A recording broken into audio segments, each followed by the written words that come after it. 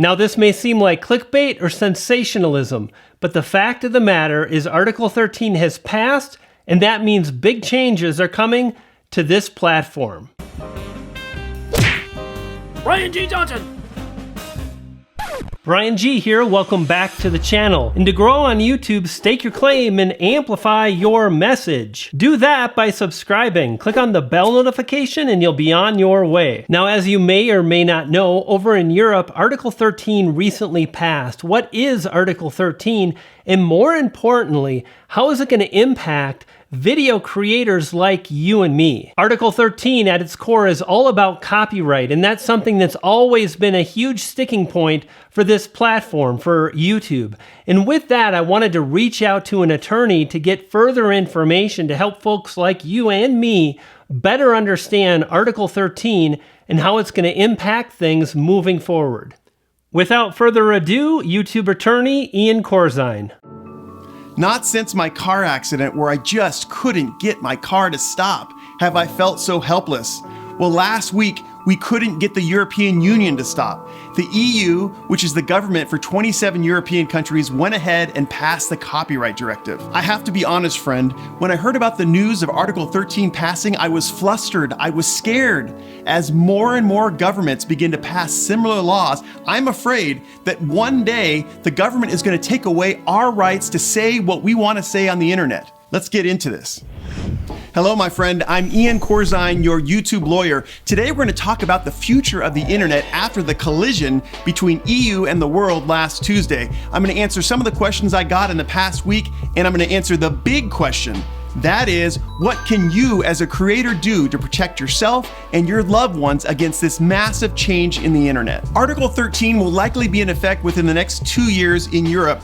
France says it's going to make its changes this summer, and England is not far behind. The law makes social media platforms like YouTube, Google, Facebook, Instagram, Twitch responsible for users' uploads of content. So if a creator uploads the entire Shazam movie to YouTube, then Warner Brothers can sue not only the creator, but also the social media platform, in this case YouTube, for money damages for copyright infringement. So why is this bad? Well, it's not bad by itself. It's the practical effect of Article 13 given present technology, which is bad. It forces, let's say, Instagram to do 3 things in Europe. First, the platform can prepay big studios like Warner Brothers for use of video and audio clips on the platform. This isn't going to happen. The platform can perform a deep scrub of everything in Europe uploaded to the platform and cut out anything that may be possibly copyrighted. And finally, the platform may just give up the market, cease all operations in Europe. YouTube and Twitch say for now, they don't want to do option 3, but they also say this is what's going to happen to social media in the next few years. They will program their content ID systems to be micro filters and to block anything that may be potentially copyrighted. They will introduce surveillance systems that will monitor their social media platforms for anything that was copyrighted and not blocked, and also monitor live streams to make sure anything that someone's doing live is not copyrighted. The platforms will force European creators to prove that they own the content that they've uploaded. They'll do this by requiring that these creators produce contracts, clearances, and personal contact information to guarantee that the content they're uploading to the platform does not violate copyright rules. Twitch has told us, be prepared for a lot of false positives because it's going to turn up that content ID system looking for anything that may be potentially copyrighted. Remember, these platforms do not want to be sued for something they didn't do. Finally, the platforms say that they're going to have to limit the content that they can show European viewers. Yes, this is censorship. In my opinion, all these measures that the social media platforms are going to have to take really has the practical effect of taking away the internet from Europe.